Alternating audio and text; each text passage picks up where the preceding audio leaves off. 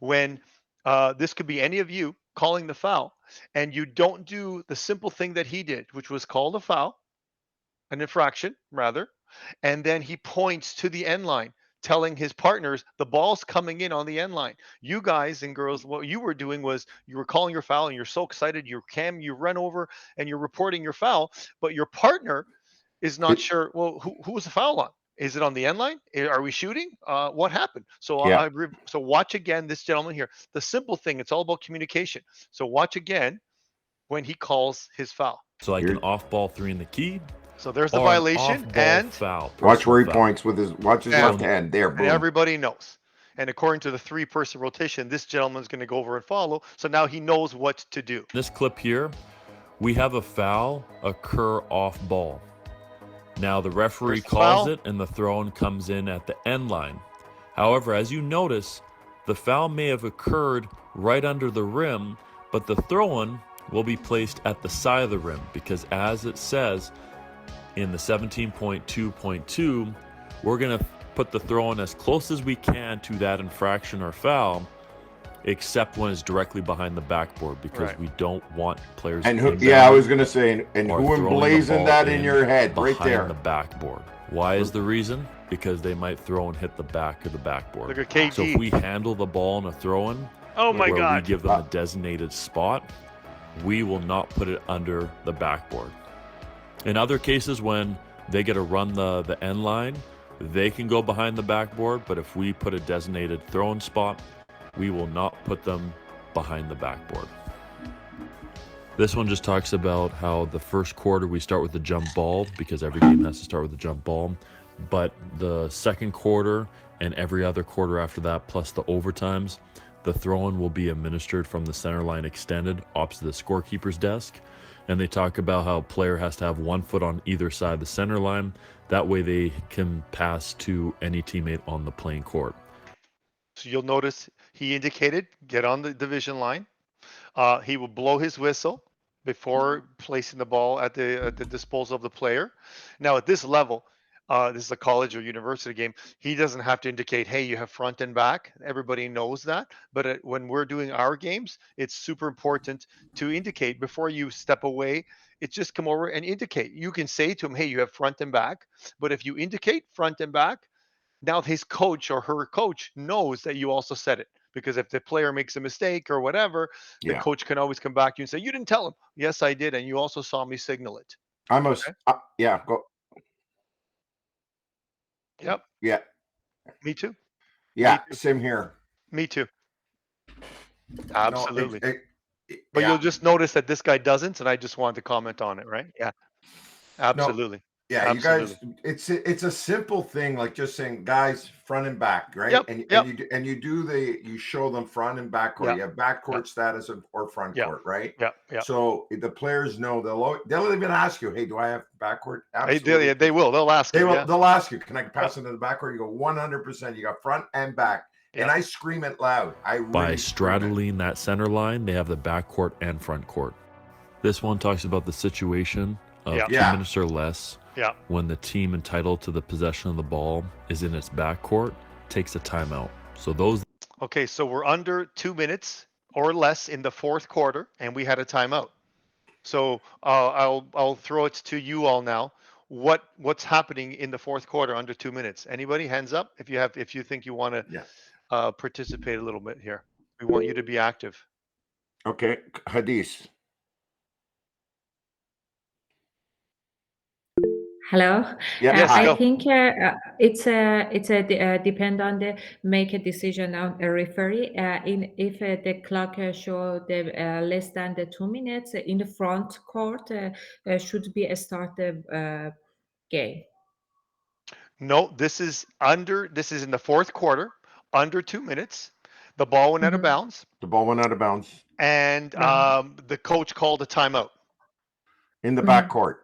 Okay, in the In a back back, court. but it's in a the true lane. Yeah, The, it's ki- the the position in true in a front court. Okay, Not but always. not Go ahead. always. Go, Uh, Luch. well, here's the reality. So the ball goes out of bounds with less than 2 minutes. and say it's White's ball. So White is going out, and the ball goes out of bounds. Ball goes out of bounds. It's White ball. It's in their back court. They call a timeout. Okay. So now they go to a timeout. So tell me now what happens. I believe that Joe had his hand up next. Joe, what happens now? So the coach has the option to take the throw in from the front court from center line. Okay, and it has you said he has the option to Yeah, he can inform the referee where he wants that throw in to proceed. Right. So what happens? Do you just stand there and ask him right away as soon as he calls the timeout? When do you find out if he wants it in the front court or in the back court? It's going to be the beginning of the timeout, I believe. At the start of the timeout. No. You wait until the timeout's over, then you approach the coach and say, "Coach, where do you want the ball?" And he says, "I want," and he'll say front court. And if he says front court, okay, you move the ball up. You do not have to inform. You do not have to inform the other coach where he's taking the ball in Until he announces it. Until he announces it to you at the end of the timeout. So how long are timeouts, everyone? In Yeah. terms of seconds, how many seconds in a timeout? Jonathan, how long is a timeout? Not sure. Tracy, how long? 1 minute. 1 minute, 60 seconds. So technically speaking, in a game of this stature, at the 50-second mark, there will be a horn.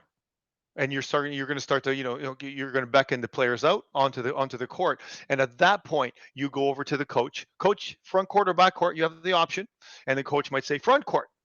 And then what I do, it was something that I picked up at a college game. So front court, I blow my whistle, tweet, front court, nice and loud, front court, and everybody knows it. When that when the coach declares front court or back court, there's no changing your mind. Okay. Which is why if he at the beginning of sometimes the ball goes out of bounds, ref, timeout. I want in the front court. He just announced it to you at but I'm ignoring that. At the end of that 50 seconds or nearing the end of the total timeout, I'm still going to go over again and ask him, Coach, what do you want? And he might say to you, I told you front court. That's fine, but now it's official. Okay. And I got that from Tommy Wu. Even if they say something, I'm sure he can't change anyway. If he just blurts it out. Hold on, Lou. Was that if he has a second timeout? You mean? No. There's no. It doesn't matter. Exactly. That's what I was going to say. Absolutely. Even if he once he tells you he wants it in the front court, say he calls another timeout. Right. You cannot change it. There's no changing of that. There's no changing of that. Uh-huh. Very good. Very good. Exactly. Right. In the half court. Absolutely. Yep. Excellent. Good. Yep. Because I heard Joe say something about center line, but okay, hold on. Brandon has his hand up. Hi everyone. I believe, isn't it the break line right above the 3-point line? The free throw line extended. The 3-point line extended. The 3-point line, yeah. That's exactly it. And the next question to that would be, let's assume you guys have a shot clock game. What do we put on the shot clock? I believe it's 14, right? If you take front court. Excellent. Good. If he says backcourt, I still want it in the backcourt, then the shot clock remains at 24. And that's all about strategy of the coach, right? And one last question, because like I said, there's a lot to understand here. Yes. You've got the ball, it's in the front court, you're at the 3-point line extended, you're about to hand in the ball. What's the last thing you have to do? Anybody? There's one more thing. We'll get to this later. But yes. Yeah, but there's one more thing you have to do. You got to tell Tracy. Hold on, Joe. Tracy, I'm guessing, but you have to blow the whistle so that they know play is going to start. Correct. And And very good, Trace. And I don't know the end. Okay. You gotta, Joe. you got to tell the player that front court only. You can't go backward. Who's the talented? Who's talented? Fulo. Who's this? I think that's Rolando. Rolando, go ahead, Rolando. Yeah, that's showed us the warning signal for out of bounds. Very good. The warning signal for out of bounds. Yeah. The warning signal for that you can't cross the inbound. line. The inbound. Yeah, that's right. That's exact. Don't break the plane. Got it. Very, very good. And we'll see that shortly. So let's watch the video. For that, he becomes talented Fulo. Thank you. And I believe that in this video, it might be an older video, so you're not going to see the signal, but later on you will see the signal, okay? Because some of these clips are rather old, but nevertheless. That are on offense in the back court. If we have a timeout, then the referee goes to the head coach asking if they want it in the front or back court. If they move to the front court, we have 14 on the shot clock. If they keep in the back court, we have 24. But this just talks about the throw-in changing where it comes in depending on whether the coach wants to advance the ball or not. And the official is standing at the throw-in line across from the scorekeeper's desk to administer a throw-in from the front court if they advance that ball. You'll notice that in interpretations that we'll look at a little bit later, that this decision is final. The coach can't change their mind after they... So you'll notice there was no signal. It is an older clip. But indicate where you want him to stand. You don't know what he's done here, but check the game clock. Check the shot clock. Is the shot clock at 14? You have to make sure everything is in place. Take a look at your partners. Is everybody ready? Now you add the signal to the mix, bounce pass. And he also, I don't even think he's got a visible 5-second count, but at this level, he should. By all accounts, he should be having a 5-second visible count. And here we go. They told the referee if they want the ball in the front court or back court throwing. And game on. This one's a little different from what we've seen before. Okay, we just had a technical foul. I'll back it up just a little bit. So we have Team White advancing the ball, dribbling up the court, still in the back court, and coach says something unruly, and we have a technical foul. So now I'm going to ask you. So who have we not heard from? Nash, are you there, Nash?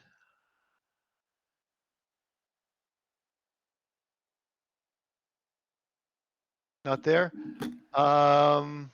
Okay. Anybody want to guess what's going to happen? Where after the free throw, after the technical foul is shot, where does the ball come in? Does anybody know? Where are we inbounding the ball? Anybody? Okay, not sure. I'm just going to run the clip. On the front court or back court throwing.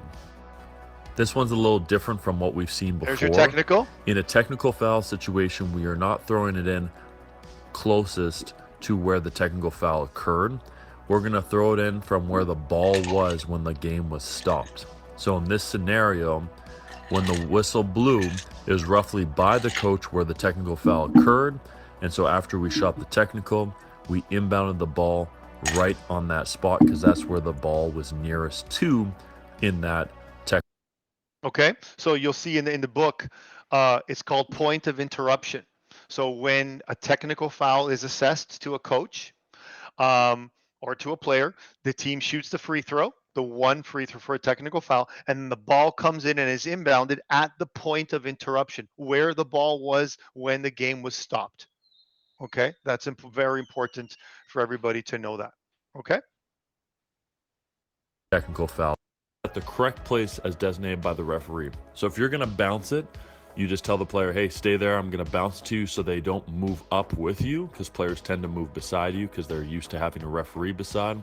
So you indicate the spot, tell them to stay there, and you can bounce it. You don't want to be more than 4 meters because you want. Did I just lose? Sorry, guys. Did I just lose a lot of? Sorry about that, guys, ladies and gents. Wait, what'd you do? I just noticed the video was rewound. Oh. Foul. The only thing Peter, I'll look for it. Yeah, go ahead.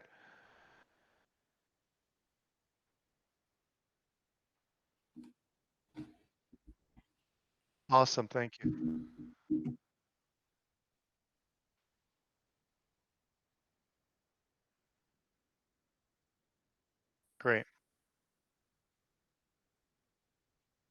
Okay.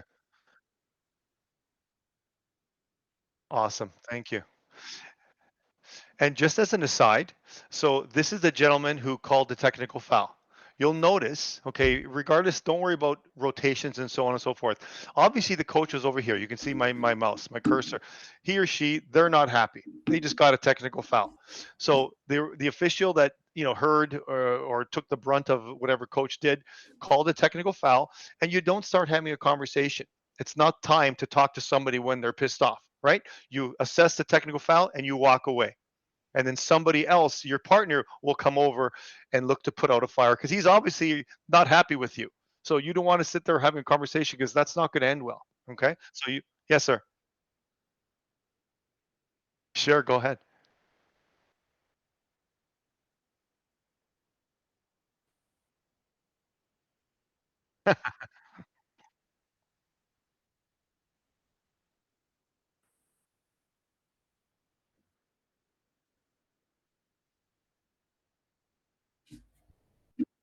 Right. Right.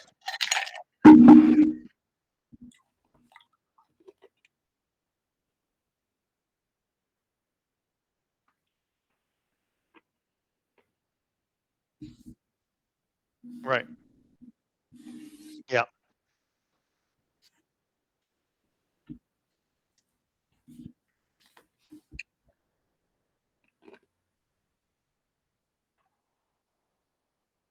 Yeah. Absolutely. And I told this story right now because I had a game last year with a rookie, and that was me right there, just by the free throw line extended. I had to call a technical foul on the player, so I called it. It was a very horrible thing that he did. I actually kicked him out of the game, and coach stepped out onto the court. You just kicked out my best player, and he's screaming and yelling at me. And I'm looking over my shoulder for the rookie to come on over and do what he was supposed to do, and he sat there. It was in the hoop dome, and he just was watching from right around where my cursor is, and just watching. He left me out to hang, he left me out to dry, and to deal with this coach because I didn't want to walk away and have him have nothing to say or and not get a response. He would have and he should have gotten a response from my partner, who was a rookie, was a little overwhelmed. It got really intense real fast, but I don't know that he knew. And we talked about it, and with Tony and Peter, it was Nima was on the sideline next game, and Nima came over and said, "Dude, why didn't you go over?" And you go. So this is why I'm telling you, ladies and gents, as rookies, you still need to come over.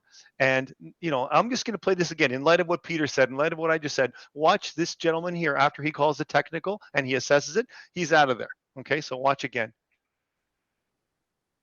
And then we're going to move on. Or backcourt throwing. This one's a Here little comes the different from technical. what we've seen before.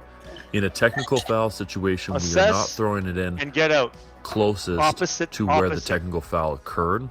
We're going to throw it in from where the ball was when the game was Super stopped. important to know, So in ladies this and gents. scenario, when the whistle blew, it was roughly by the coach where. Yep.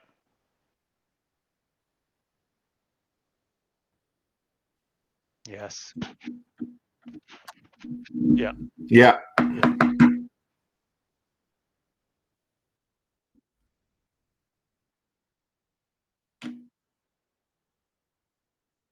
Yeah. Yeah. Exactly. Yeah, one of the best things I did last year, I was 10-year-old boys, 10-year-olds, and I had a coach drop an F-bomb and I was across. She was screaming about a call I made from literally 50 feet away, and she dropped the F-bomb. For some reason, my partner didn't hear it, who was closer, because it was, again, Lou, you brought up a good point about being a rookie. Yeah. I was working with a rookie, and I guess they didn't do anything. So I walked right over to the bench, and I basically just went up to her and I said, "Coach, I'm going to do this really quietly because you dropped an F-bomb in front of the entire gym. The entire gym heard you. So this is what I'm going to do.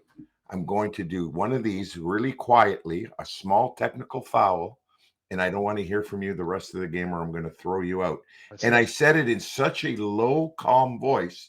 I said, so I don't want to hear from you. And she turned around. She goes, fine, I won't talk to you. And I just walked away. Yeah. So I assessed the technical very calmly because the heat in the gym was really high. And as Peter will always say to you, when the temperature goes up, your job is to bring the temperature down. So instead of running over like a madman because somebody dropped an F-bomb, I just took my time, walked over and said, Coach, I'm going to give you what I call a quiet technical foul. You shouldn't use that language in front of 10-year-olds. And that was it. She goes, I don't want to talk to you. And then I said, that's fine. And I walked away. So sometimes you got to be careful. Do not let it get to you. If you let it get to you, you're in trouble. Right. But as a rookie, make sure you back up your partner, please. Yeah. Don't be afraid to back your partner up. Yeah, exactly, Brian. You got it. Okay, so this one here is Love it. this is an unsportsmanlike foul. Okay, not a technical. So obviously we know unsporty is 2 free throws. And again, since the theme is inbounding the ball, watch what happens after an unsportsmanlike foul in terms of where the ball is inbounded. Sportsmanlike foul. Our throw-in will be in the team's front court on the throw-in line, which is close to the 3-point line, and we have an image here for it. Okay, so this is what Brandon was talking about earlier. So a team is assessed an unsportsmanlike foul. The other team, of course, now gets 2 free throws and possession of the ball. So obviously you can see the severity of an unsporty versus just a technical foul. So it's 2 free throws, not 1, and they get the ball. Okay, and it's at this line. So watch now in action. So once we administer the 2 free throws, we have the throw-in from the throw-in line. If we were to have a fight, then we would have to reference Article 39, which has different throw-in positions depending on what occurred in the fight, which you can find out more by going to this video. And the shot clock, of course, because it's in the front court, would be set at 14 and not 24. Okay, that's I can see that as a test question. Everything that we just talked about, and then at the end of the question, and the shot clock is set at 24. True or false? And then you have to know not only about the inbounding location and how many free throws and so on and so forth. You have to know the shot clock as well. So it's everything is involved in administering the inbound. Okay, you have to know it all. If the ball enters the basket, but that field goal or free throw is not valid, meaning it doesn't count, then we'll have a throw-in from the free throw line extended. Again, another question on a test. Yeah. Ball goes through the basket, but we had a traveling violation beforehand. So you saw the official wave it off. No foul, no basket. no basket, and the ball comes to the sideline. And the primary reason for that is because it's sending a message to the table that the ball did not go through the ball does, the basket rather does not count. Okay, because if they're not paying attention and they don't notice the official signaling no basket, if the ball is now inbounded under the hoop, they're going to think, well, the ball just went in. I'm just going to put 2 points up on the screen on the scoreboard. So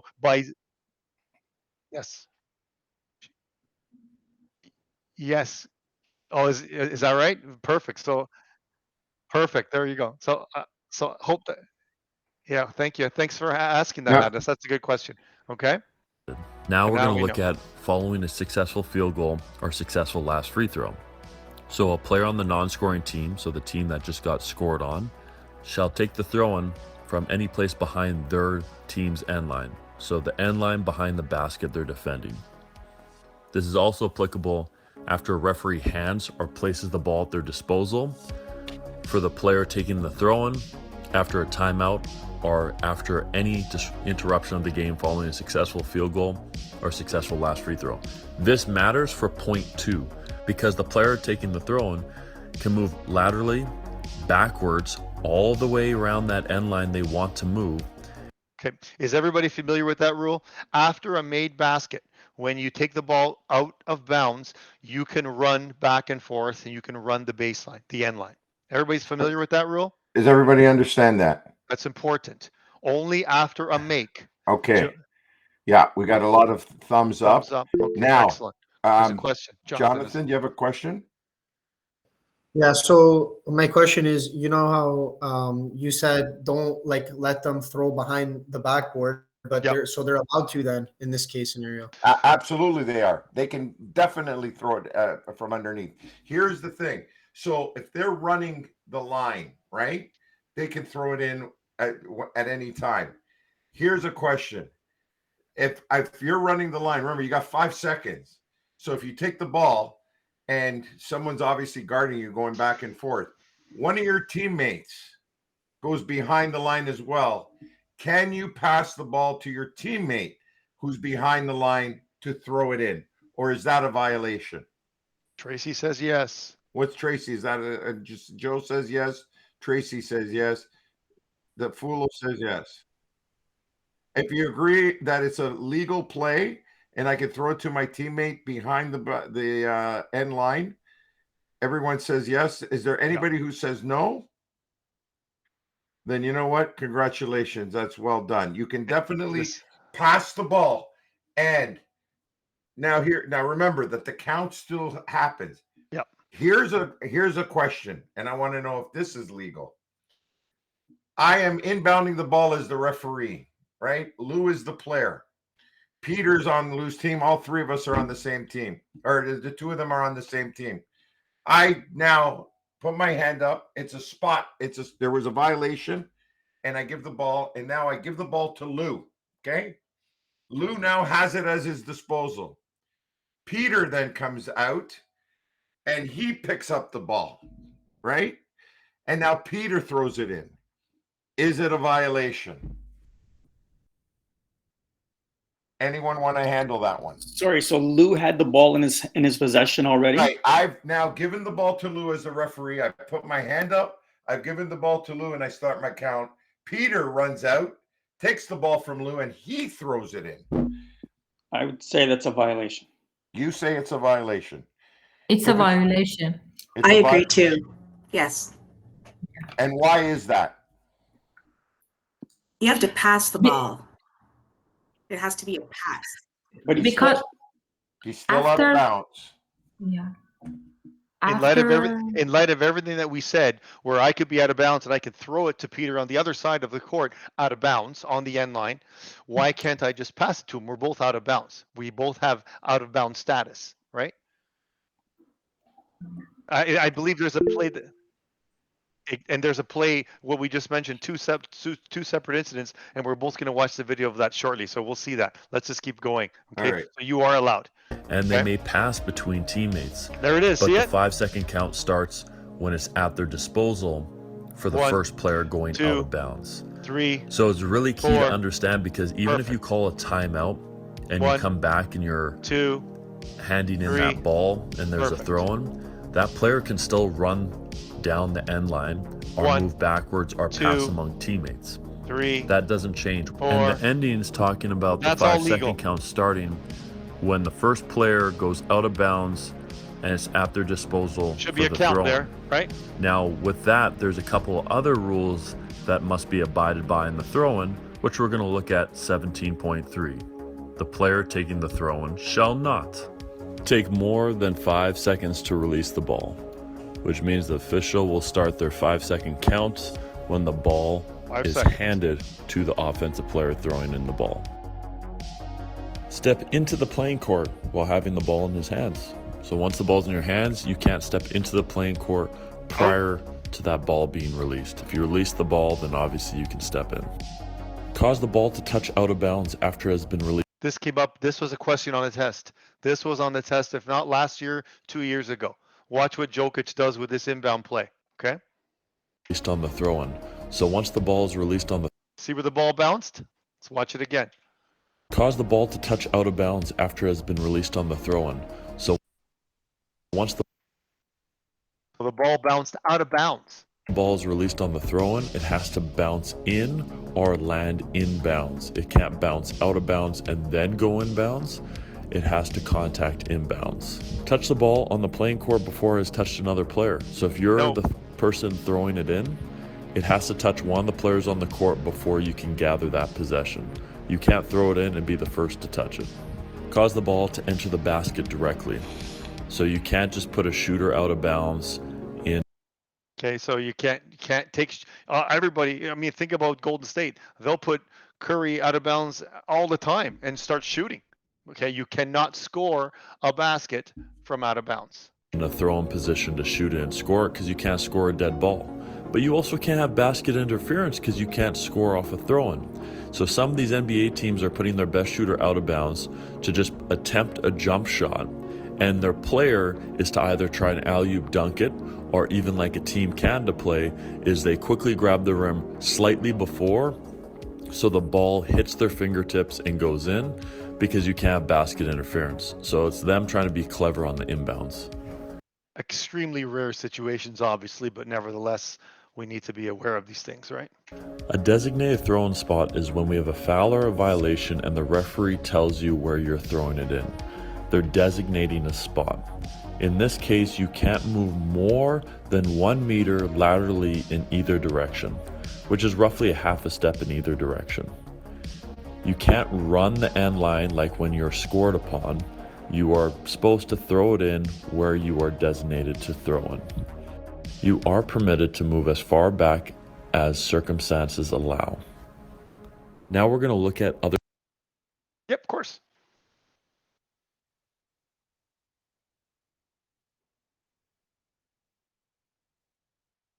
Yes. Yes.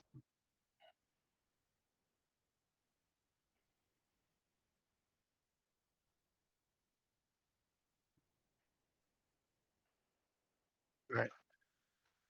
Right.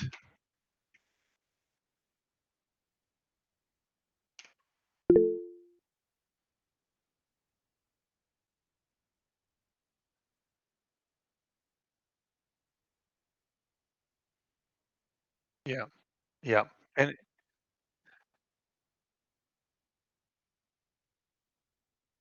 yes.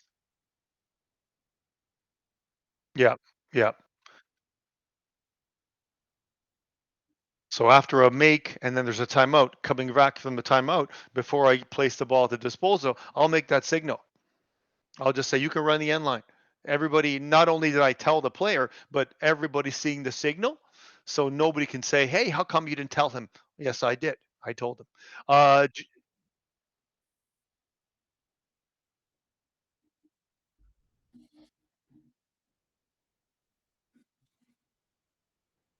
Yes. Yeah. Yeah. Joe, you have a question, Joe? So running the end line after a basket, and that's after a timeout, after a Yes. basket, or after any timeout? After a make. Has to be a Yeah. made basket. So if there's a timeout after a make, After a you make. can still run the end line. Okay. Okay. Good question. Well, can I just say something, Lou? Yeah, yeah. When I was talking about when the ball was out of bounds, and Peter, and once the referee hands the ball over to the player, he cannot give the ball to another player to inbound it. It's a violation, just to let you know, as per interpretation in Rule 17.10, just to let you guys know. So the players who said that it's a violation, they're right. It is a violation. Awesome. Okay. So we've all learned something new. There's two things they cannot do. One is have any part of their bodies over the boundary line before the ball has been thrown in across the boundary line. So they can't interfere with that throw-in by reaching across or having any part of their body across it. In this, pretty obvious there.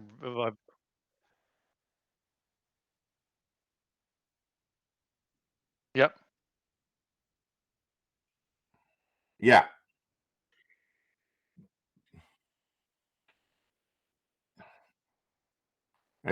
Yes. If it's a yeah.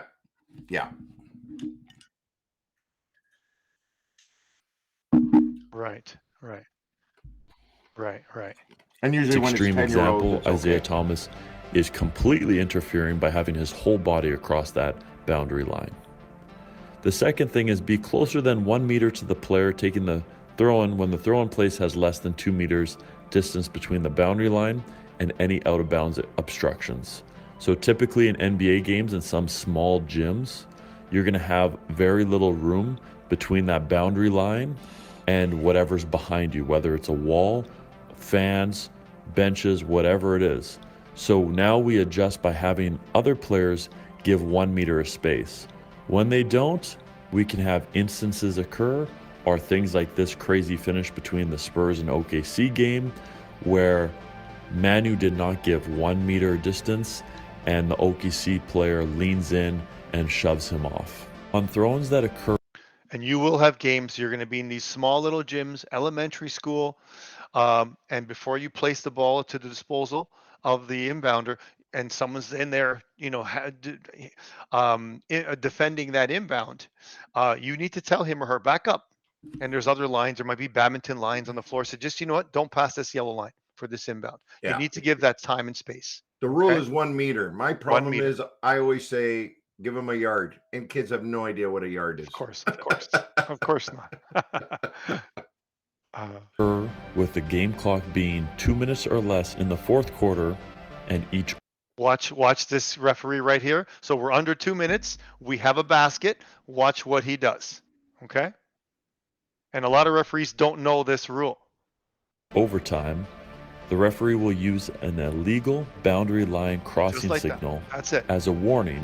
Every single time a basket is scored, your hand goes up, obviously. That's your trick. No, I take that back. Not obviously. Somebody, let me pick on somebody, the teacher in me. Tracy, why does your hand go up under 2 minutes on a made basket?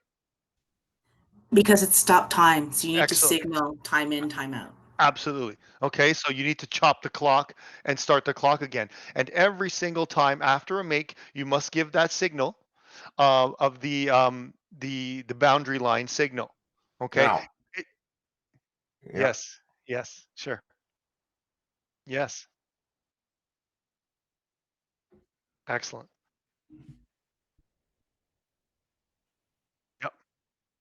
Yep.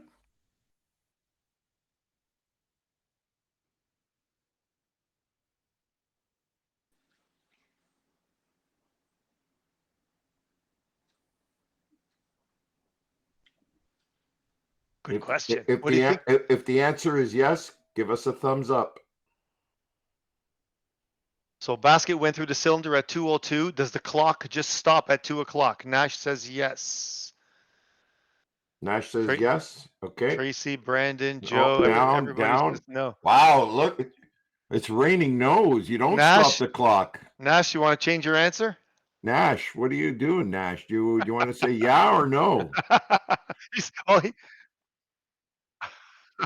So oh.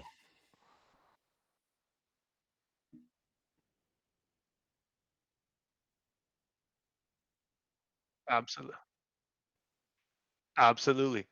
Which is why, again, game awareness. And how about subs at that time? Good question.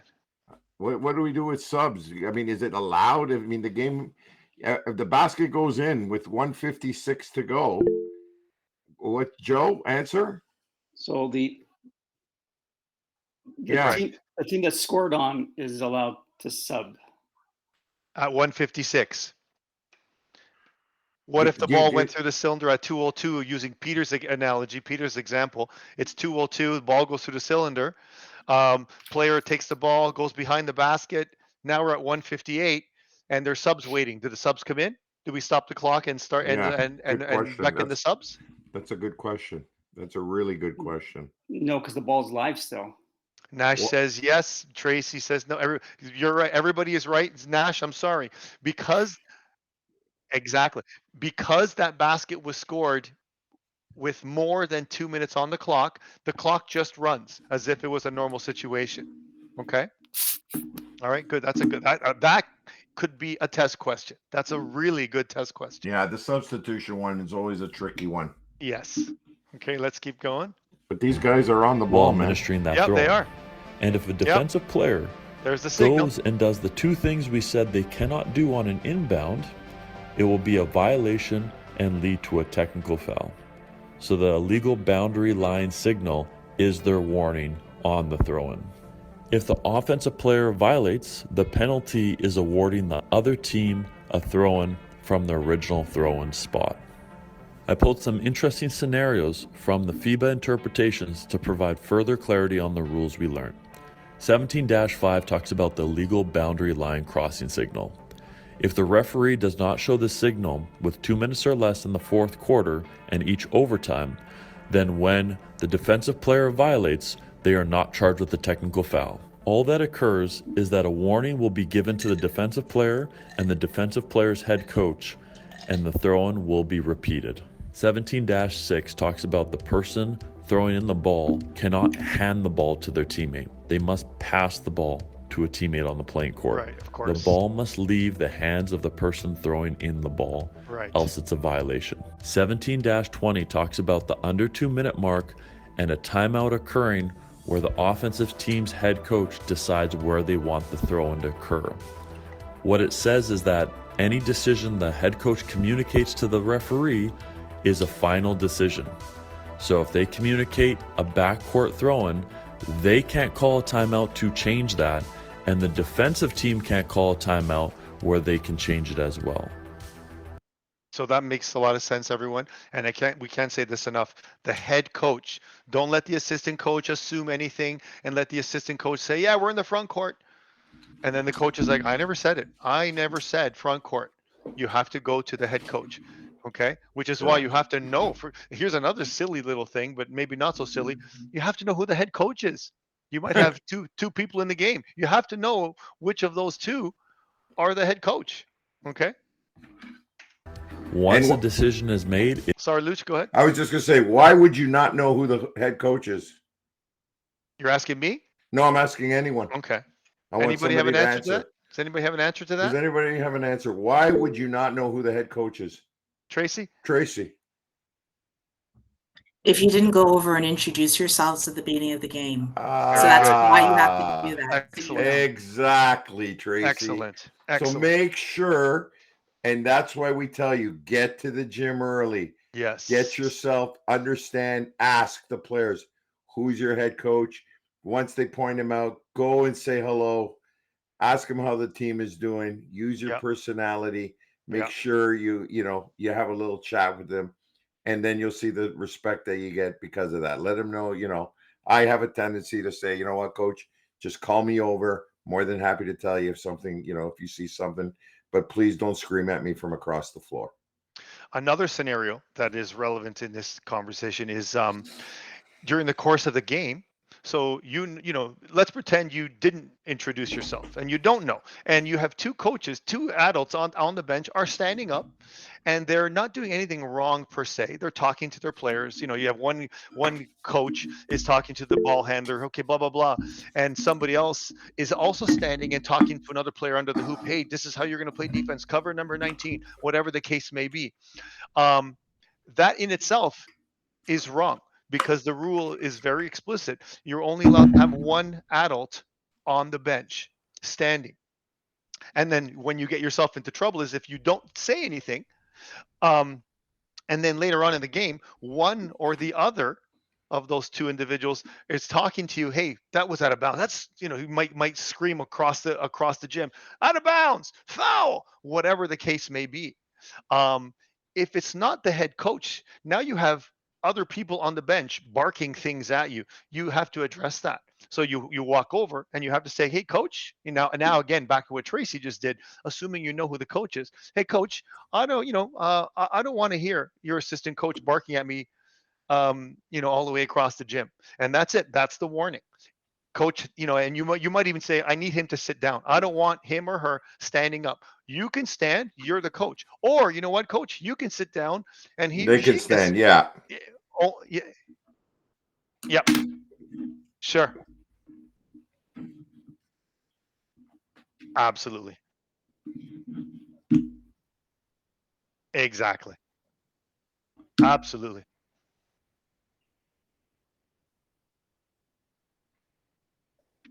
Yo. Of course not. Of course not. Absolutely.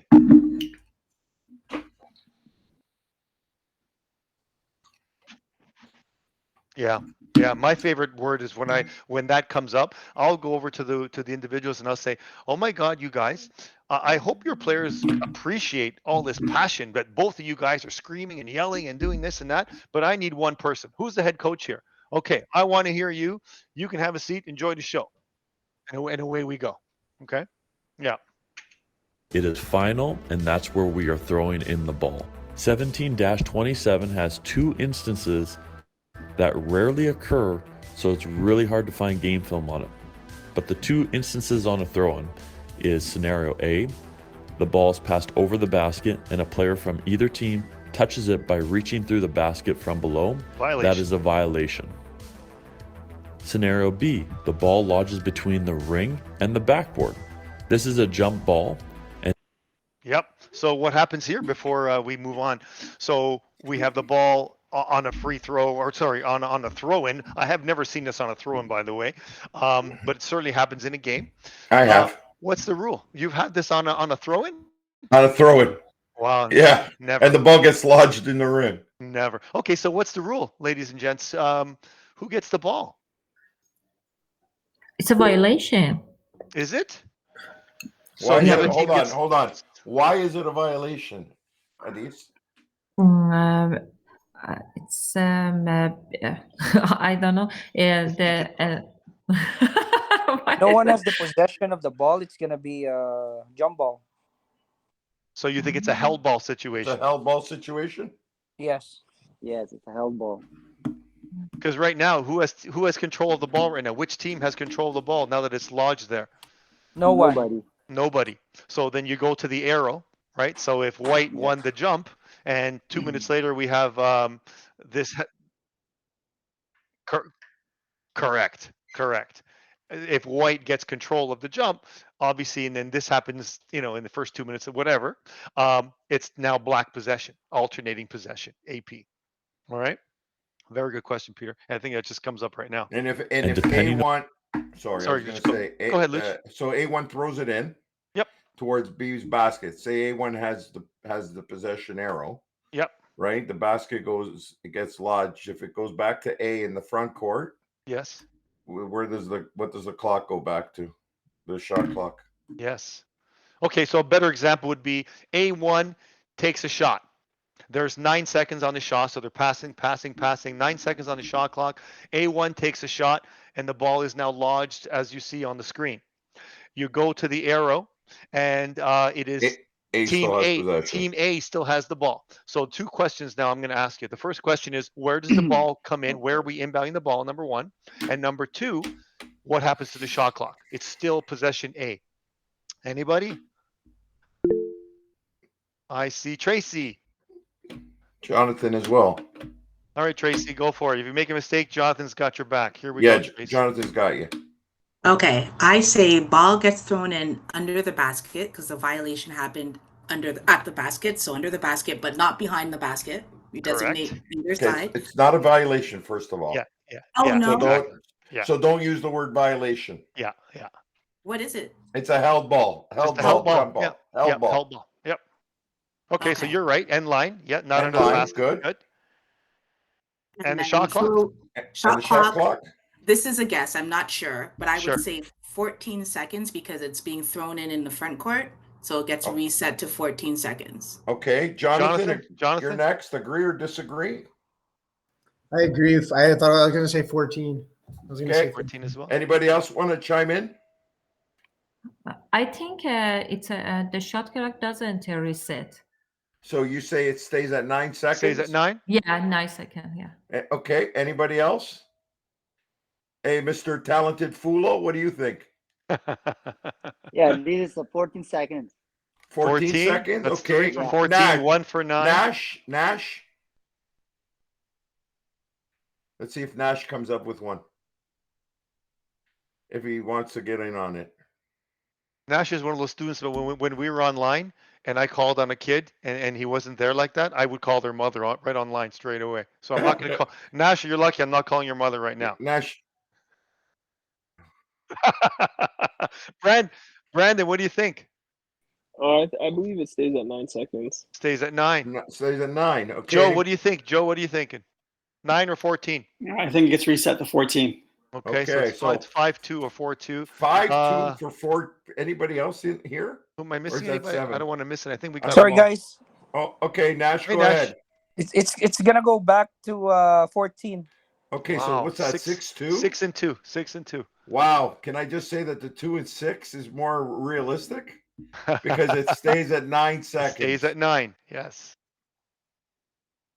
Yes. This is important because this was an exam question. It was a question. Yes. Yeah.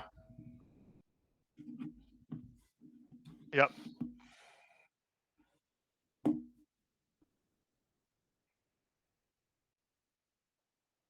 Right. Yeah.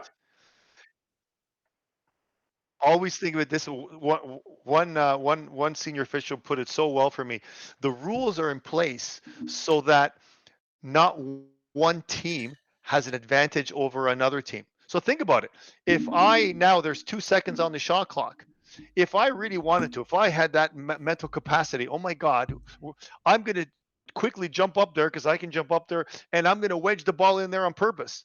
And I know the possession error was in my favor for my team. So now I got 14 on the shot clock. I just benefited of 12 seconds for my team. So the rule is in place so that you can't have an explicit advantage one way or another. And in case anybody's wondering, Lou has that talent where if he can just throw that ball up, he can wedge it anytime he wants. Easily, without even trying.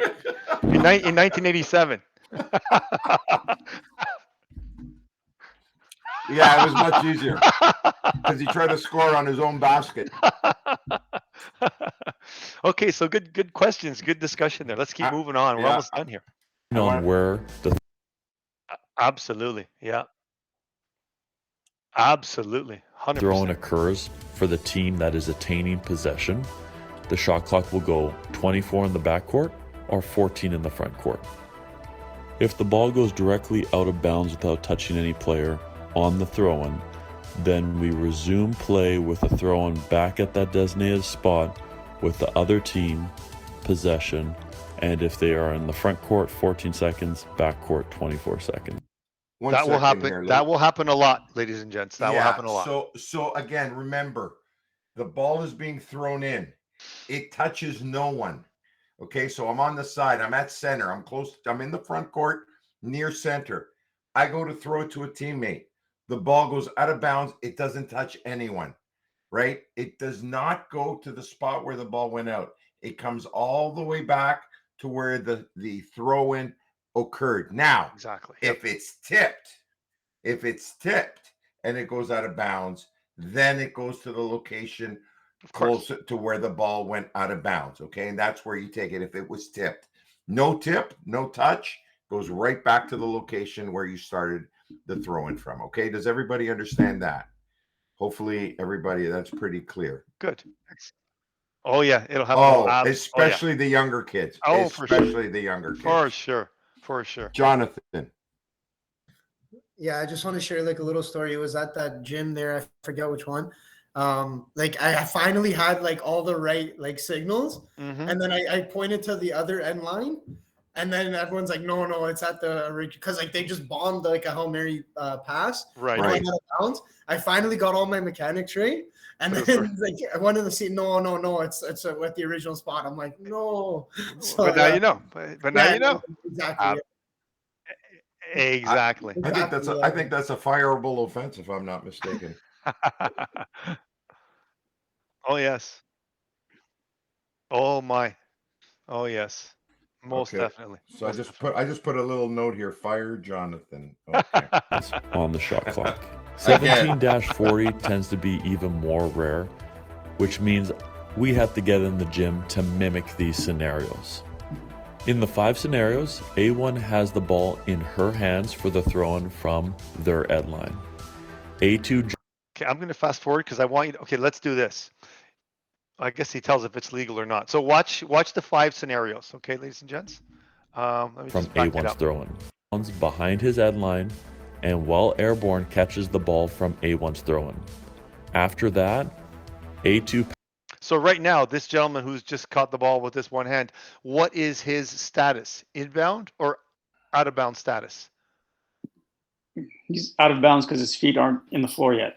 Exactly. Or on the floor. Exactly. So Good. him sending the ball back to that individual is a legal play. Very rare, as they said, but nevertheless legal. passes the ball back to A1, who is still out of bounds behind their end line. That is a legal play. A2 passes the ball to A3, who's on the playing court. Legal, right? Still legal. Because she's now in bounds. That is a legal play. A2 returns to out of bounds behind their end line. That is a legal play. Which ones are illegal plays are that A2 lands on the playing court. That A2 lands on the playing court and passes back to A1, who is still out of bounds behind their end line. Of course not.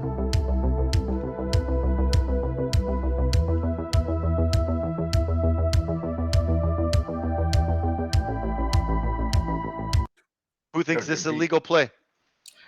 It's a legal play. Legal. Everybody says we're good. And you'll see this as well. Yeah. On a number of occasions. Good. And this is a legal play. Why is it legal? Trick question. Because before the ball touched the player, before they touch the floor. Okay, good. Good. Excellent. Okay. But make sure. So what's important is so he threw it off his back. This player is that a 3 or a 9? They must establish themselves as a in-court player before touching that ball.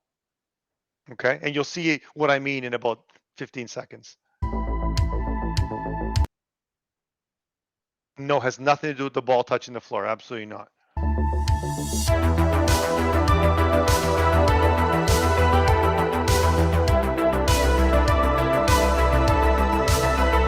Okay, so watch this one.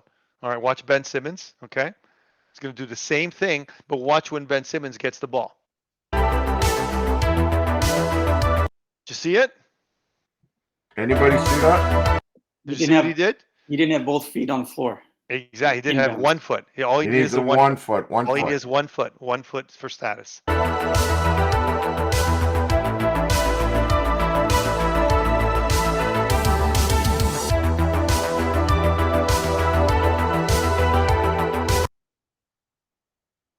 Sure. You only need. I'll play it again, or I'm just going to let it run because they actually pause it, if I recall.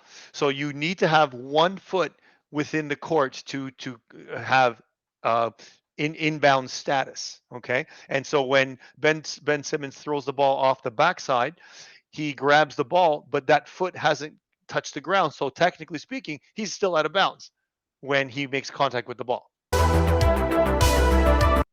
Sure. Yeah, he did not. He did not. Yes. You're not going to see that. You're not going to see that. How can you see? You'd have to literally be looking down at his ankles, which means you're not even watching the play. Tony, Luch. Yes, I had a play today where a girl, a team from Kitchener-Waterloo, my favorite kids, passed the ball to her teammate. It was right near the sideline. She dribbled it 2 times. The ball kept bouncing. She ran out of bounds. She came back in bounds, continued to dribble, right? And the coach started screaming, "She's out of bounds. She's out of bounds." The reality is, as I said to her, she's reestablished herself in bounds. She can continue the dribble because no one was near her. Exactly. But because her momentum took her out of bounds, the ball stayed in play. She went out of bounds, but she reestablished herself in bounds. You didn't know the rule. Well, now he's just going to, again, there's that credibility. It's out the window. He or she's not going to necessarily believe you. They certainly won't like your answer. And now they have a reason to not like your answer because you didn't even know the rule before. So why should I believe you now? Why should I listen to you now? So you're giving them, you're arming them with talk, right? So here comes this play. I want you to show it to you where Ben Simmons is not legally in bounds. Here it comes. See it? So he now caught the ball, and his foot is still, so he's technically out of bounds. And so that should be a violation on this official. And Peter made a great point. I never thought about it, right? He's too close. Like Ben Simmons is 6'10". So if you think about the length of this player, to be looking down at his ankles, you're not seeing anything from the waist up, for heaven's sakes. So if he...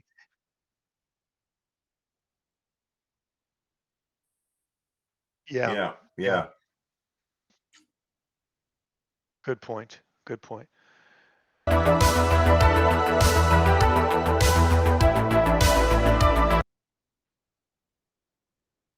Yeah. Yeah. Yeah. Yeah. That's an easy one. Did everybody see what just happened? And this will happen a lot in elementary basketball. Here it comes again.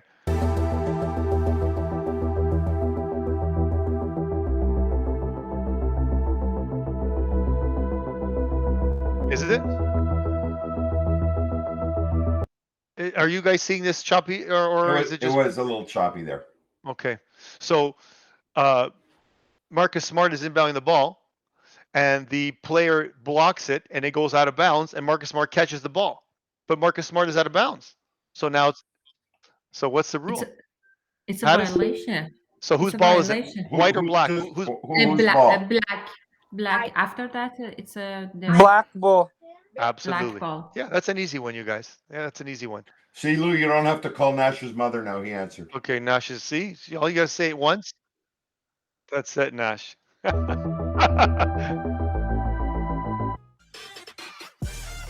Okay, and that's the State of the Union. Okay, so Peter, I don't know how you feel about this. It's 8:30, and we did start a little late. I have no problem continuing and going a little further. I've actually put in the queue some other videos. Yeah, so I have. Do you want to give them an option, Peter? I have two in mind. They can pick one, and we can talk about one or the other. Or okay, so I have two that I put into the queue. We could talk about unsportsmanlike fouls, and there are 4 different kinds, and in what context. We could talk about that if that's what you feel kind of not so comfortable with, or we could talk about traveling and what constitutes a travel in today's basketball with the 0 step and everything. So everybody, no, let me put everybody's hand down. I'm not sure if hands are up, so hands are going to be down.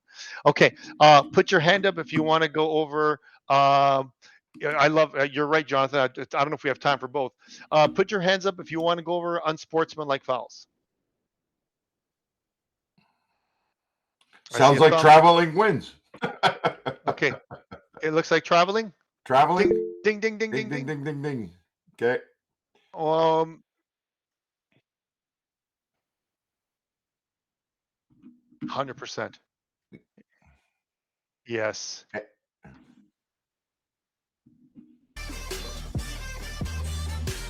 You're right. You're right.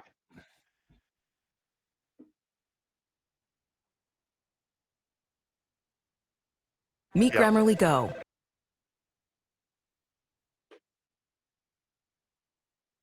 Yeah.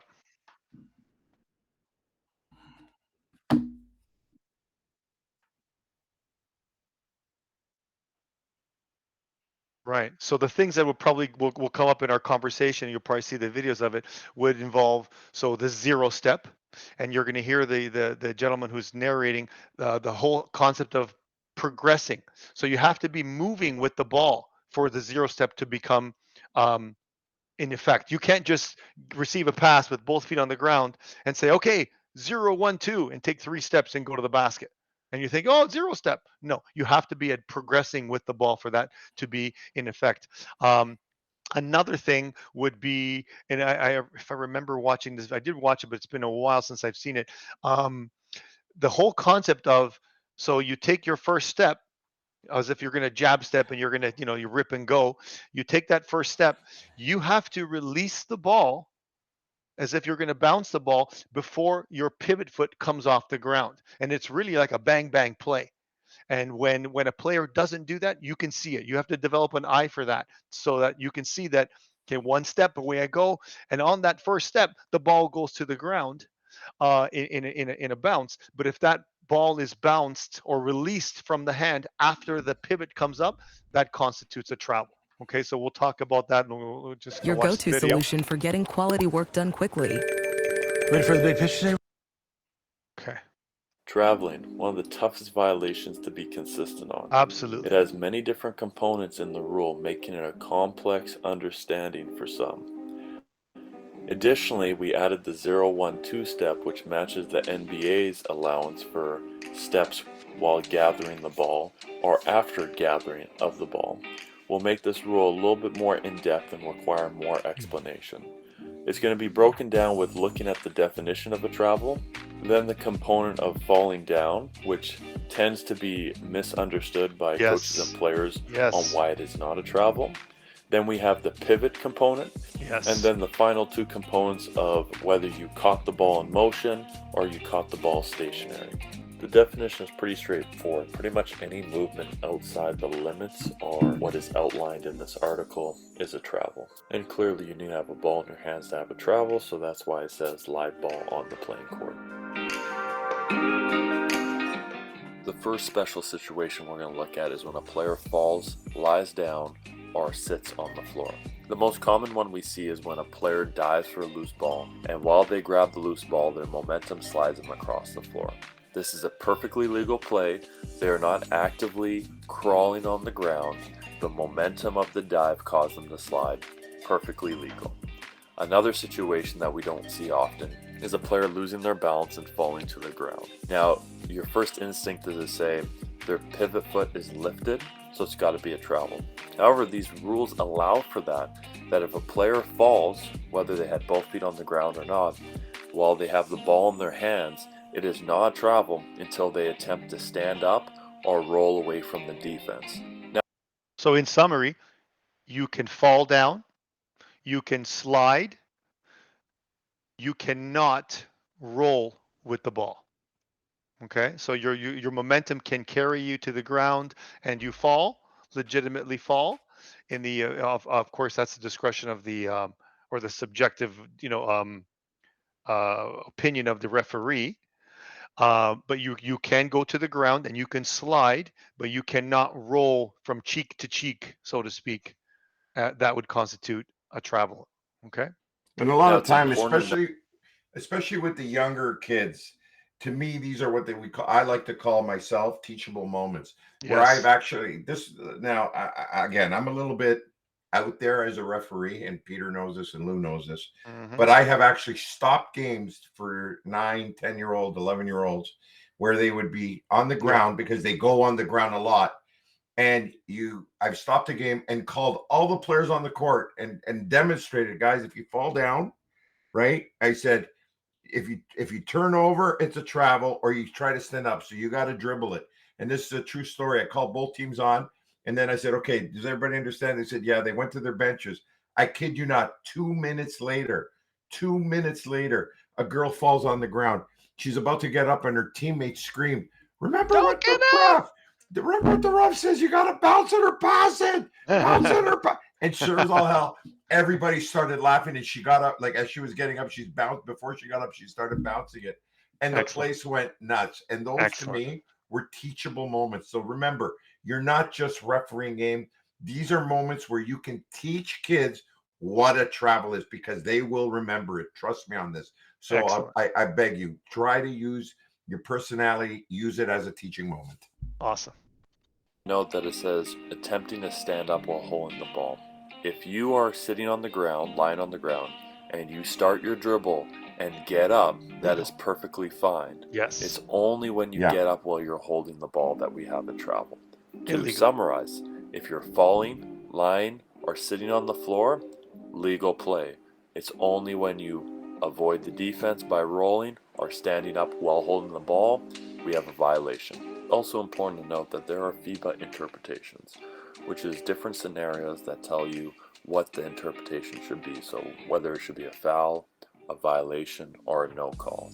These are just there to help guide you and help better understand the rules and provide them in a context of situations you might come across. So if we look at 25.5, it talks about a player that's in the act of shooting and commits a travel violation after a foul is being called. So a player gathers towards the hoop, foul occurs, then they travel, they make the basket. You do not count the basket, they go to the line to shoot too. So we still shoot our shots, but because they violated to score that basket does not count. The next special situation is when a teammate lifts up another teammate to play the ball. So whether that's for a dunk attempt, helping to grab a rebound, helping to tip the jump ball, any scenario where you try to boost up your teammate, that is a violation. You can't do that. So you go and do the classic, I'm going to tie my shoes and my teammate's going to run off my back to try and dunk it. That is a violation. This last special situation tends to happen more than the previous two, and this is what happens on shots and drives when both players have their hands on the ball. Now these are two opponents. What was that play? Everybody see that play? What would your ruling be on this play? I'm going to play it again. So player goes up for the basket, goes to take a shot. Defender jumps up with him. They both stay in their cylinder. No problem in that regard. They both have the hand on the ball and they both land. And they're both, so we have now 4 hands on the ball. So you make the ruling, everybody. Brandon, what's your ruling? Brandon, what's your ruling? Sorry. I would say held ball in that scenario. Joe? Yeah, held ball, possession. Haddis? Jonathan? Held ball for me. Nash? It will be a held ball. Mr. Talented. Yeah, everybody knows held ball. Tracy? Agree, held ball. All right. Let's watch it. So if I'm taking a jumper or I'm going for a layup and the defender puts their hand on the ball and we go all the way up and all the way down with both of us having hands on the ball, then it's a jump ball because there's no possession. Both players have their hands on the ball, it is a jump ball.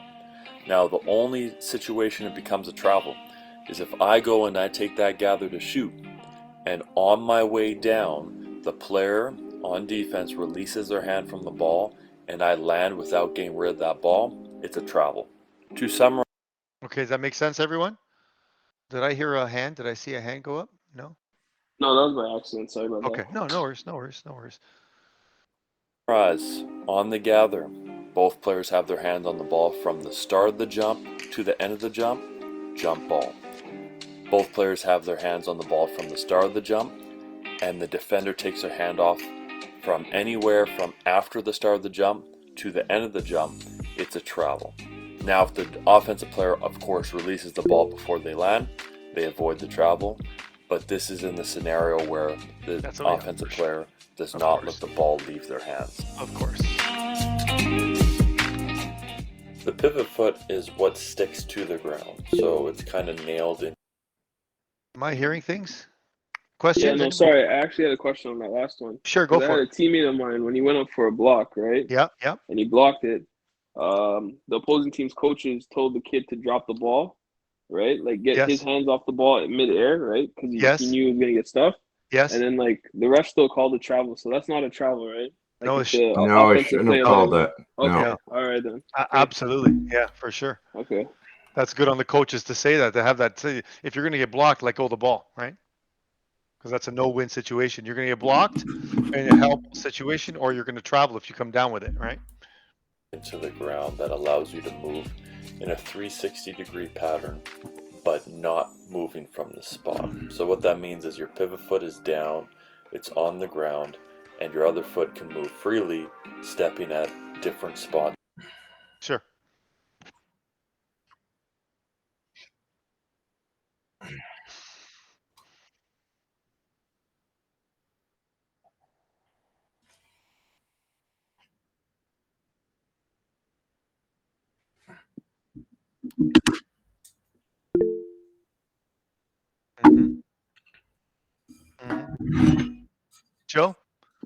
Joe?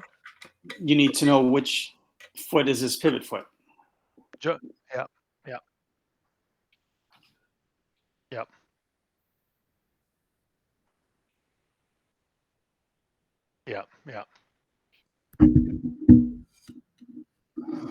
Exactly. Yep.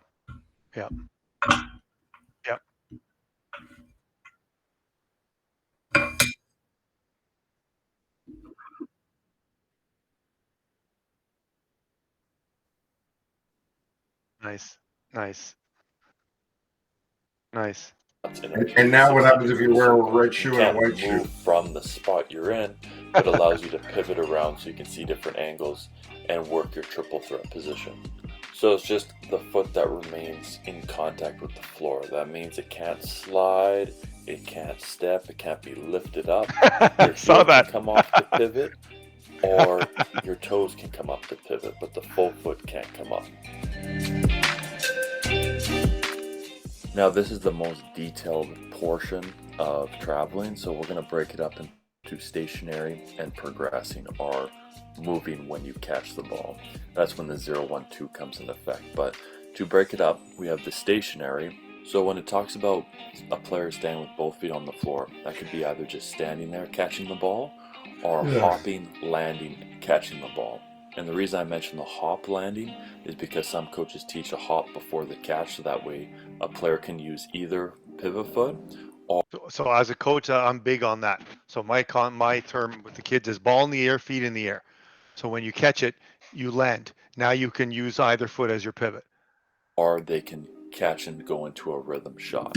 So that's more for a balance situation. So when both feet are on the floor, you get to choose whatever pivot foot you want. How you initiate that choosing is by lifting one foot and the other one becomes your pivot point. So that one must stay in contact with the ground.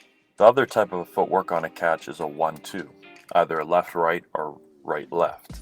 And how that works is the person catches the ball after the first foot was initiated or placed on the ground. So left foot comes down, I catch the ball, now my right foot comes down. So my pivot foot is the left foot because it's the first one in contact with the ground on the catch. Of course, if you go left, right, and then catch the ball, either foot can work because both feet were on the ground prior to the catch. So if one foot's on the ground prior to a catch, that is your pivot foot. The last thing we're going to look at is the triple threat out of a pivot on a stationary catch. Your triple threat are the 3 ways you can lift your pivot foot off the ground. So the first one is a dribble. When the ball leaves your hands, then you're allowed to lift the pivot foot. So this is what I was talking about earlier. So there's the pivot, right? So obviously the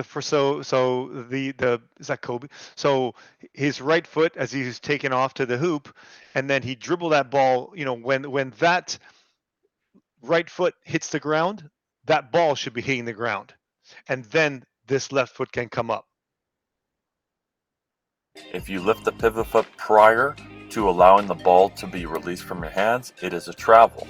When we look at passing or shooting, you can leave your pivot foot, so you can jump to make a pass or jump to go for a shot. However, that ball has to leave your hands before you return to the floor. So if you jump for a shot, don't like the look, and you land, travel. If you jump, can't make a pass to a teammate and land, travel. However, if the ball leaves your hands on the jump pass or on a shot, there is no travel. Okay, this is where everybody starts to lose it. I watched the video of DeAndre Jordan. I still can't figure out what he's doing. Just wait till you see this play. I watched it 20 times. Now we're going to look at progressing and how that affects your pivot foot. Progression, in other words, is just moving. So when you catch the ball when the player is progressing, or upon completion of a dribble, there's different factors that could occur that determines what your pivot foot is. 8 different scenarios are listed. However, 3 of them we've already talked about. So we're going to focus on the other 5 that we haven't. The key to understanding any of these scenarios is knowing when the first step occurs. The current FIBA rulebook states the old rule of how the first step and second step was given for traveling. There is a separate document that shows the updated travel rule. So when we look at this and it talks about the first step, you change the first step to the 0 step. So the 0 step occurs when one foot or both feet touch the floor after gaining control of the ball. So as soon as that first foot comes down, you catch the ball and you gain control of that ball, that is your 0 step. The step after. So this is what I'm trying to process, and when I finally see it, okay, I get it. I can't fathom seeing this in real time. Okay, so will be your pivot foot. So the first step comes after the 0 step, and that is your pivot foot.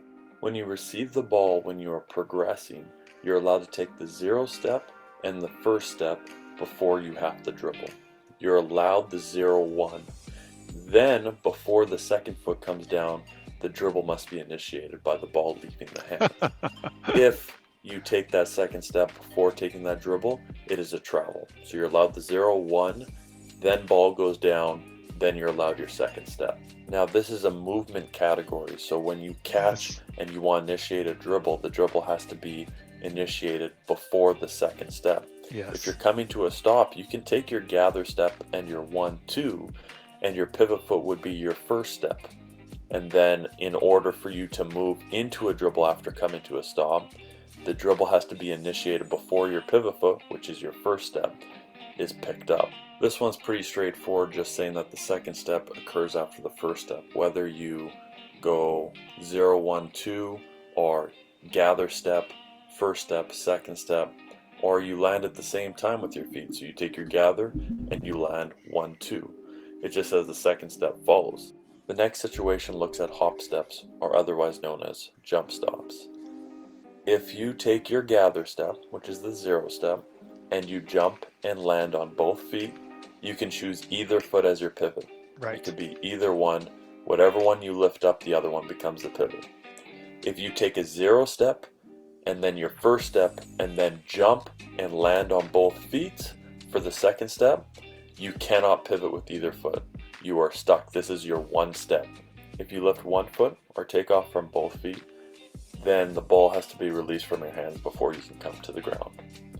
If the ball is not released from the hands, it is a travel. The last scenario rarely happens, and that's where a player cannot touch the floor consecutively with the same foot or with both feet. I've called that enough.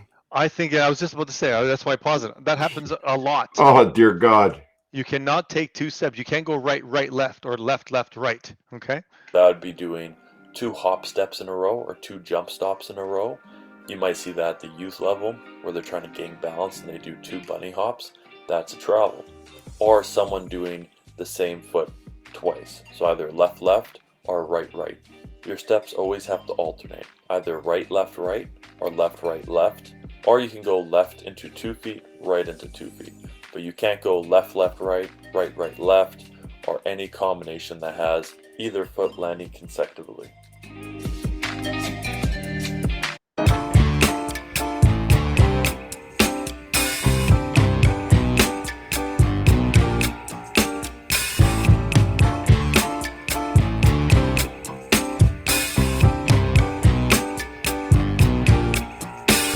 Okay, so we all saw that. Who says legal? The spin move. Joe says legal. Brandon says legal. 3 people, and then 5 people. Oh, Dash says legal. 4 and 4 people abstaining. Okay, and then they'll show that after. We'll get our. Oh, Jonathan says no. Okay, interesting. Jonathan. Yes.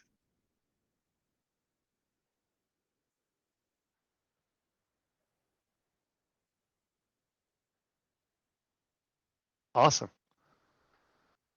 Cool, cool. Awesome. Okay, so we have 4 legal, 1 illegal, 3 no comment. I'm overheated, can hardly sleep at night, doing crazy dreaming. Okay. Travel, no travel. Travel, hands up. Or thumbs up, rather. Brandon says travel? Or what are you saying, Brandon? Travel or no travel? Sorry.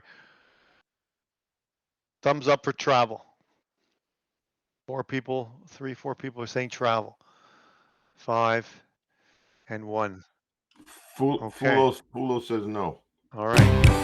You're the reason why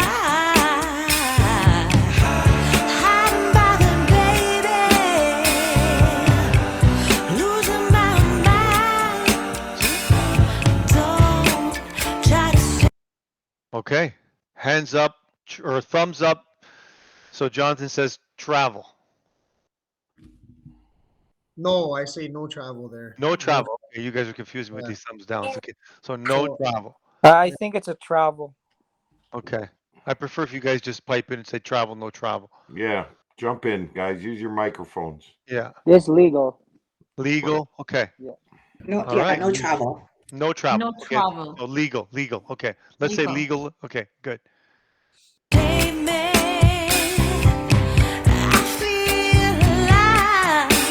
My world is faster and faster. The tears in the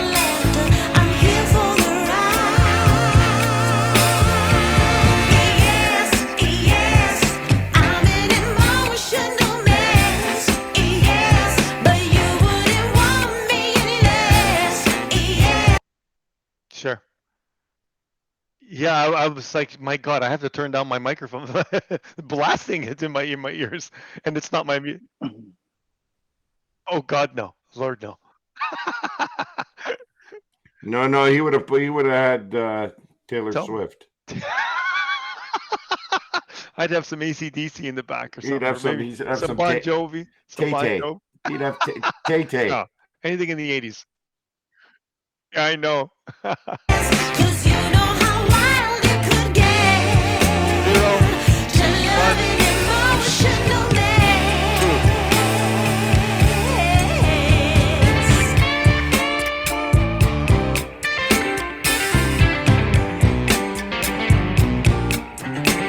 Yeah.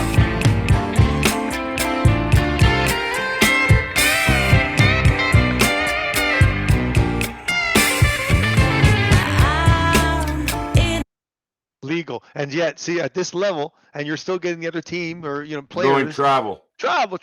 So you need to be assured of what you're calling and what you're seeing, right? Oh hell yes! Oh yeah! Hell yes! Absolutely. Yep.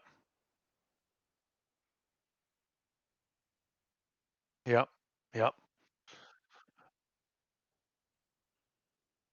Absolutely. Absolutely. spinning out of control. Don't know what this dance is, Good one. This is a good but one. at least I'm not dancing alone. Okay, so let's have your mics open. Let's hear travel or legal or travel. Legal. So legal, Joe. Legal. Legal. Legal. 4, Legal. 5. Yeah, legal. Good. A lot of legals. I agree with that. All kinds of crazy. You heard what I said. There it is. This is a perfect example. Well, I won't say anything. Legal or travel? Travel. Travel. How come, Jonathan? She didn't establish a pivot foot. She just took off like right away. Boom. Like No, that wouldn't be a good answer to give a coach. That's the offensive foul. No, it's not a foul. No, it's not a foul. Travel first. Even if there was an incident, even if there was something that happened right here, we had a travel situation beforehand, which negates this incident here. But watch it again, and you'll see that first step, and then the pivot foot, which was established, Jonathan, comes off the ground before she releases the ball. I'm going to back it up a little bit. Okay. Yeah. Watch the step first, then lift. All kinds of crazy. You heard what I said. Step. Oh yeah, that's right. And now this foot's going to come off. That's right. Before the ball bounces. Yeah. Blame you, lover. I'm out of my head.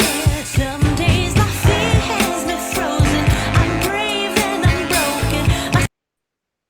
Travel. That's trouble. Why? Legal. That's a right, left. Yeah. Right. Right. The eyes are starting to work. I like this. Yeah. And if you don't have an active, you heard me say this maybe 100 times, active mindset. If you're not focused on the play, my goodness, right? And think about what we also talked to you about: legal guarding position, 80% on the defense, 20% on the offense. You have to pick that up with that 20%. Okay, so this is where your challenge is before you. Soul is wide open. Yes, I'm an emotional mess. Yes. There it is. That foot's off the ground. She hasn't dribbled yet. Travel. You wouldn't want me any less. Yes, 'cause you know how wild it could get. To love an emotional mess. You got me, babe. I'm yours to have. Now, Don't hurt. stop it for a second, Lou. Yes, sir. That right. I'm going to tell you, the game is so fast. Mm-hmm. You've got to make sure, as Lou says, that you're engaged. Yeah. You really have to be on the ball to pick that up. I catch that a lot. Like that's one of the things I really look for. So, and coaches even have said to me many times, I can't believe you picked that up. That was a great call. It's because I'm actually focusing on that one a lot. I look for that. So I'm going to tell you guys, if you see something, like that, be aware, because I'll tell you, you'll look really good in front of coaches if you can pull that one off and say, no, no, no, he hopped on the same foot. That's the one thing I will always scream. I'll say, travel. He hopped on the same foot. We're going the other way. No one questions you when they see that, especially when they see it themselves and they know the reason you called the travel because you saw foot, right, or left. And you build instant credibility that way. Yep.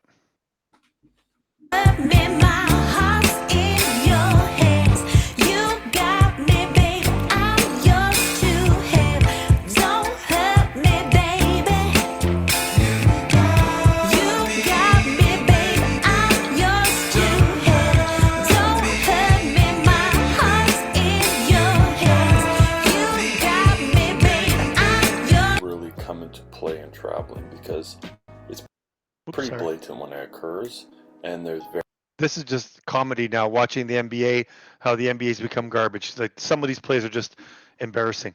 very few times you shouldn't call travel. So Kobe's left foot slides in this clip, and the referee doesn't call it. On this clip, it's the same left foot sliding. It actually slides further away from the basket. So if anything, he's going a little bit more disadvantaged, and it's not something you need to call. It's a minor thing. We don't need to interrupt the game for this minor inconvenience. The only time you'll see a lot of advantage disadvantage in traveling is with little kids basketball, because they travel and carry the ball so much that they won't even be able to play if you call every infraction. In this case, you can see that he definitely travels and he gets a huge advantage because he now gets to score the ball. He made the layup. In this case, there's slight shuffling of the feet, but it's a huge advantage which ends up in being a foul. And as you can see through most of these clips, unless it's a slight movement of the feet on the perimeter, we're almost done. Last minute. 8 feet. You have to call the travel. Because every time here, so this guy isn't on the perimeter, he's gaining a huge advantage being able to switch his feet constantly. Watch this. Perkins steps maybe 8 times in this 4, play, 5, and 6, so those have to be called 7, even 8, though they're minor. 9. Remember, if it's like the Kobe clips where it's very subtle, Look at that! Look at the movement hops, of the pivot Dirk. foot, you can pass on. Doesn't mean you should, but in most cases, you gotta call the travel. It's a huge advantage. That's hilarious. So, see, guys, I mean, they don't call that in the NBA. That's why people get ticked off and say they never called travel.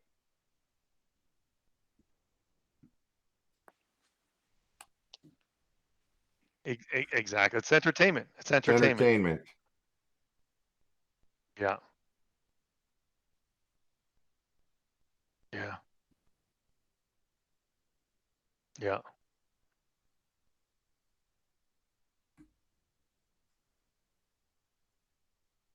Yeah. Yeah. Yeah, no, I agree wholeheartedly. Yep. Wholeheartedly.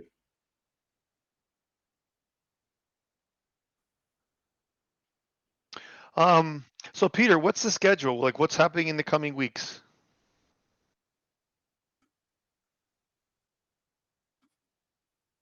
Okay. Okay.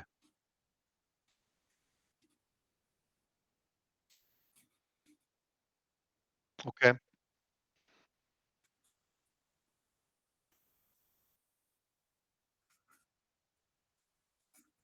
So you want everybody to bring their own devices? Computer lab is there. Perfect. Perfect. Excellent. Log in. Yeah. Yeah. And we will be there. I mean, Lou, if you can make it, that'd be great. What day is this? What day is this again? Okay. There. Sure. Sure. Sure. Sure. Okay.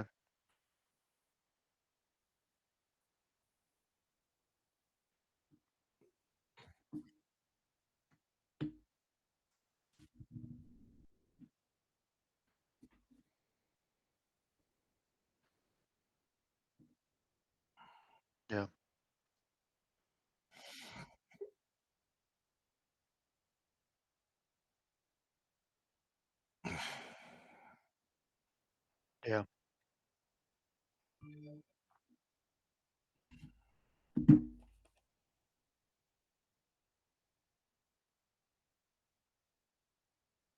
Focus up, everybody. The most requested video on social.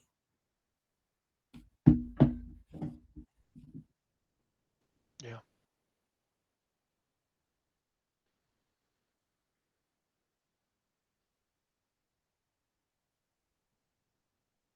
It's open book. Yeah.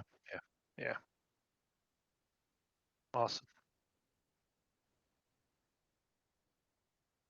Yeah, because we'll be walking around, so we'll Awesome. be right there watching you, and if there's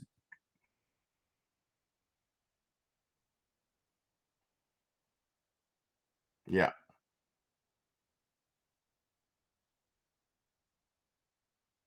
Yeah. Mm-hmm. Oh boy, spotty. Yeah. Yeah. I agree.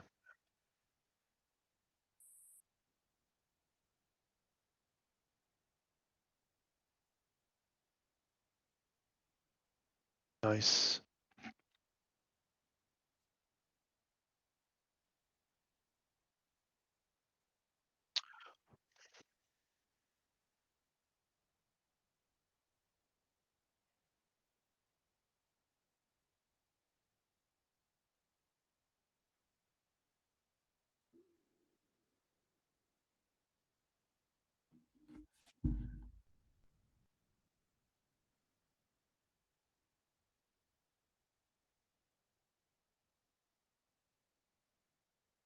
Yeah, you could get 100 games if you include the elementary ones. Yeah, for sure. Yeah. Yeah.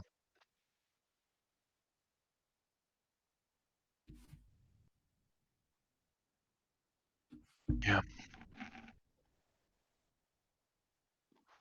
Fantastic. Yep. Yeah. Yeah.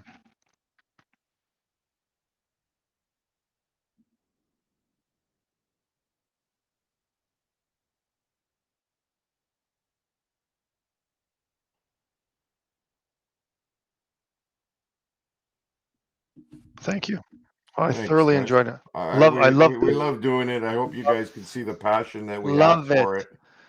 Feel free Right? to give me a call or email or whatever if you have Yeah. any questions. Feel free to give Lou a call, not me. No, I'm Absolutely. only Yeah. kidding. Absolutely. No, please. Does that?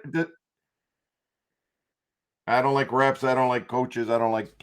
I don't even like children, for God's sakes. As I said today to a lot of the people over there, I don't even like kids, and they start laughing because that's just the way I am. But does anybody have any questions though? Does anybody have something they want to discuss?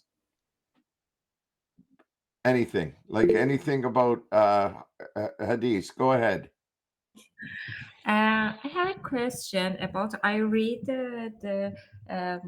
rule FIBA, and I read the sentences, but I couldn't understand that. If you can possible to explain for me.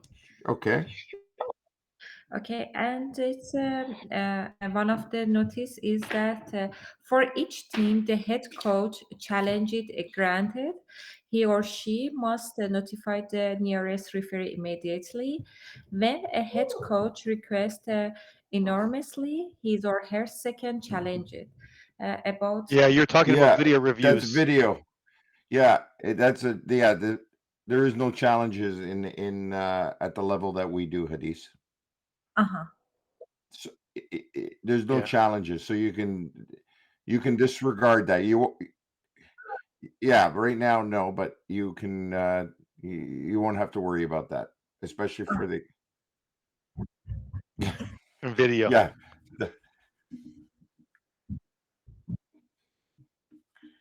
Right, Yes. exactly. So Thank yeah, you're reading everything in the rule book, Hadith, so congratulations. Thank you. Anything else that anybody wants to talk about? Tracy, Jonathan, Brando, Nash, questions on anything that you guys have read, rules, because there's so many like I said, there's so many different ones, over and back, or what we call backcourt violation. Anything along that lines, we'd be more than happy to help you guys with. Yeah.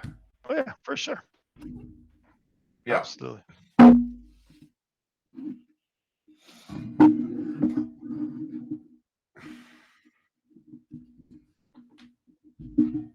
No. Yep. For sure.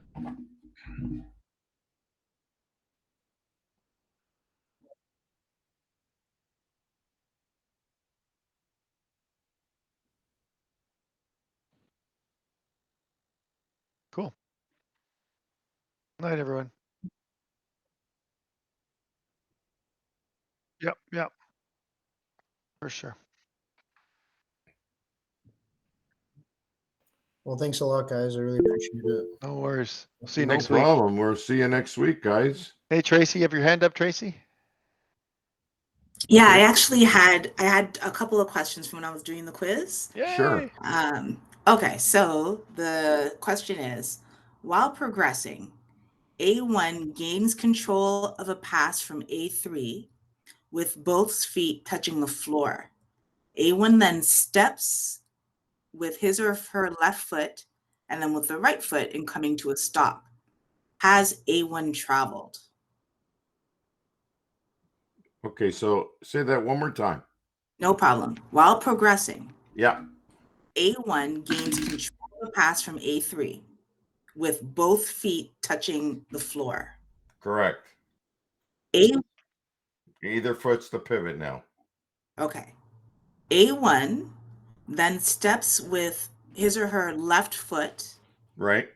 and then with the right foot Okay. in coming to a stop. Yep. Has A1 traveled? No. Because they landed, you said they stopped with both feet at the same time. So you're allowed. So I say travel.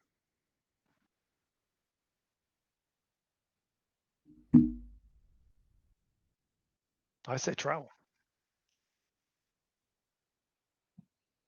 Yeah, but yeah, from what I understand, it's both feet are on the ground when you got the ball. And you come to a stop with both feet at the same time. Yes. No. You Yeah. you catch the ball with both feet on the ground, and then he or she takes 2 steps essentially and comes to a stop. So you go left foot, right foot, but neither foot has left the ground again. So why is that a travel? And that's what they say. They say that it's It's a travel. have they traveled? Have they traveled? No, it's not a travel. It's not a travel. No. How can it be a travel? Yep.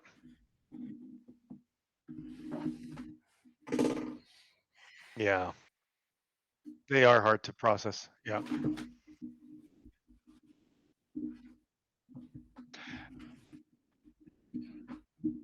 Yeah, like if it was me, I would say no, it's not a travel. If I'm visualizing I try to visualize it in my head and go, okay, I'm not calling that. No. Read it again, Tracy. And okay, but you were right. You were right. Luch. Sorry. Read it again. Feel free to say you were right, Luch. You were right, Luch. You were right. Thank you, Trace. Thank you. Okay, reading it one more time. While progressing, A1 gains control of a pass from A3 with both feet touching the floor. Okay. A1 then steps with his or her left foot, then with the right foot in coming to a stop. Has A1 traveled? While progressing. So this is but this is why I have a problem with the question too. So as soon as she read it again and while progressing, I love it. 0, 1, 2, no travel. Yes. Yeah. But it also says it came to a stop. Yeah. So 0, 1, 2, and then just stop? Yeah. No, 0, 1, 2. You need to let go of the ball. and take a shot or do a layup or something. You can't. Why can't you go 0-1-2 and then stop? Yeah, but no dribble, no nothing. No dribble, no nothing. No, hold on. From that position, yep, you can throw it up. But this came to a stop. Again, now we're talking about semantics. Okay, now, right? But no, well, yeah, you're talking semantics because say they pass. But no, it came to a stop. I don't know. For me, 0-1-2, and you do nothing with the ball, you traveled. No, there was no dribble. That's what I thought. Absolutely. That's what I thought. No. I will not agree with that. I have to see it on video, right? And it's all the way you interpret it, right? But I would disagree with that one, Lou. Because see, this is the beauty about refereeing, guys. Absolutely. Because for sure. Because listen, you have seen us in the gym before you came to your sessions that we will go over there and we will talk scenarios after I don't know how many years of refereeing between all of us, and we still ask questions and we talk about scenarios like that, Tracy. But you Tracy, also can you copy